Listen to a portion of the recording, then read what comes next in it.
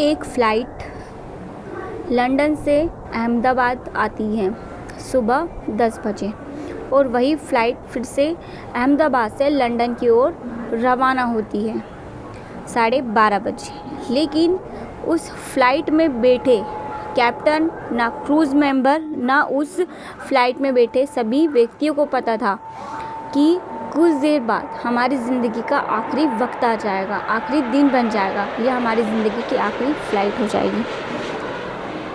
कुछ देर बाद ऐसा कुछ हो जाता है उस फ़्लाइट में कि सभी के सब मौत की नींद में समा जाते हैं। आखिर ऐसा क्या हुआ था कि उस फ़्लाइट के सभी व्यक्ति इतनी बुरी मौत मारे जाते हैं।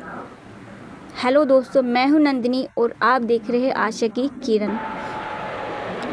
दोस्तों, ये फ़्लाइट लंदन की ओर रवाना हो रही थी 12:30 बजे।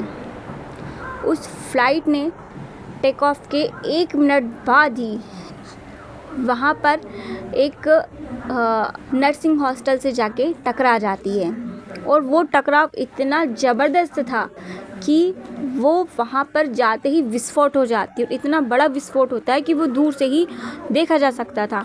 उसका धुआं आसमान में बहुत ऊपर तक गया था और वो इतना धमाकेदार था कि उसमें जितने भी फ़्लाइट में बैठे मेंबर्स थे सभी की मौत हो गई थी। उसमें कुल 242 लोग बैठे हुए थे, जिसमें से एक बंदा कुदरती रूप से बच गया और वो जिस हॉस्टल से टकराई थी उस वक्त पर वहाँ पे लंच चल रहा था दिन के 1:30 बजे और वहाँ पर कुल 300-400 लोग लंच कर रहे थे। वहाँ पर कुल 59 लोगों की मौत हो जाती है जो कि सभी यंग डॉक्टर्स थे और वो उस समय लंच कर रहे थे। तो फ़्लाइट में बैठे मेंबर और वहाँ पर जो व्यक्ति लंच कर रहे थे सभी की तत्काल मौत हो जाती है और उसमें से सिर्फ एक बंदा कुदरती रूप से ज़िंदा बच जाता है। भाई, इसे तो कुदरत का करिश्मा कहा जाएगा और ये करिश्मा कैसे हो गया ये कोई भी नहीं जानता। आगे बात करते हैं कि इन लोगों की मौत हो गई और वहाँ पर तत्काल फायर ब्रिगेड को बुलाया जाता है। फायर ब्रिगेड आती है, कुल 300 से ज़्यादा फायर ब्रिगेड आती है, उस आग को बुझाती है। अगर बिल्डिंग को देखा जाए तो बिल्डिंग की हालत ऐसी हो गई है जैसे कि ईरान में बम गिरा दिया हो और बम गिराने के बाद वहाँ के बिल्डिंगों की हालत तितर-बितर हो जाती है। उससे ज़्यादा बदतर वहाँ पर उस बिल्डिंग की हो गई थी, मतलब काली राख। वहाँ पर शाम 4 बजे से लोगों की भारी भीड़ जमा होने लगती है और लोग आ जाते हैं अपने परिचितों को ढूंढने के लिए। जैसे ही वहाँ पे विस्फोट होता है तो सभी वहाँ पे लोगों को बुलाया जाने लगता है कि अपनों को ढूंढने के लिए आ जाइए और यहाँ पे ऐसा कुछ हुआ है। तो सभी के घर वाले वहाँ पर जाते हैं और अपनों को ढूंढते हैं, लेकिन वो कुछ भी वहाँ पर नहीं ढूंढ पाते क्योंकि जब इतना बड़ा विस्फोट हुआ था तो वहाँ पर सबकी लाशें तितर-बितर थी और किसी को भी पहचानना नामुमकिन था। तब वहाँ की सरकार ने एक उपाय सुझाया कि सभी जितने भी लोग उस फ़्लाइट में बैठे थे और जितने भी लोगों की मौत हुई है सभी का डीएनए टेस्ट होगा और उनके परिवारों का भी डीएनए टेस्ट होगा, जिससे कि पता चल जाएगा कि ये किस फैमिली से था। टाटा ग्रुप ने उसी समय यह घोषणा कर दी कि जितने भी लोगों की मौत हुई है उन सभी को 1-1 करोड़ का मुआवजा दिया जाएगा।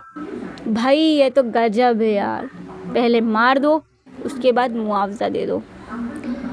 ये सारी चीज़ें एक अलग बात है कि उन्होंने मुआवजा दिया, लेकिन इन सारी चीज़ों के पीछे कौन था उसकी अभी सारी खोजें की जा रही हैं कि इन सब चीज़ों में किसका हाथ हो सकता है। कुछ लोगों का मानना यह है कि जो प्लेन था वो एक बहुत ही भयानक तरीके से हाईजैक हो गया था।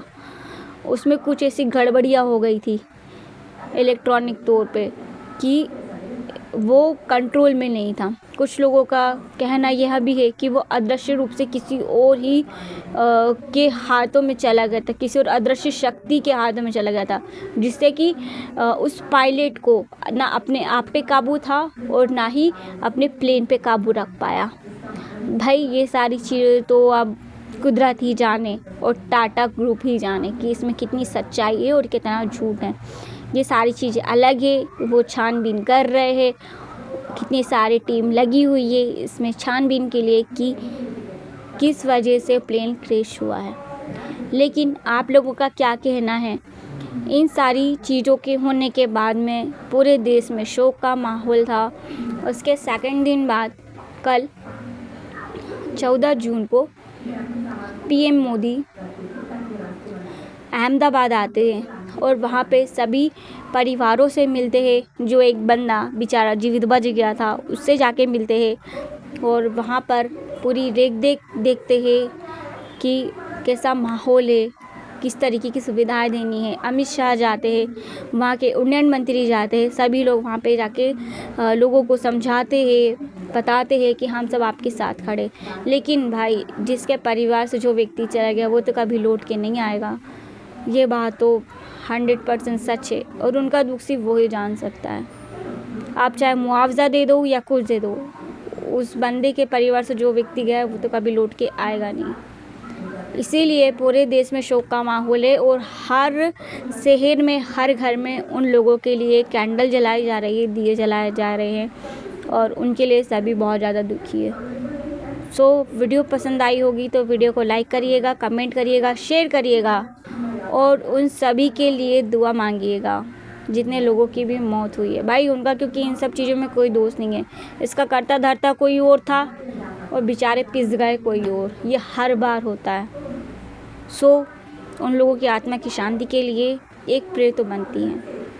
तो कमेंट में प्लीज़ जय श्री राम, आप जिस भी धर्म से हो उस धर्म का नाम लेकर कमेंट प्लीज़ लिखिएगा ताकि हम सब उनके लिए दुआ मांग सकें, उनके लिए प्रार्थना कर सकें। मिलते हैं नेक्स्ट वीडियो में, तब तक के लिए बाय बाय।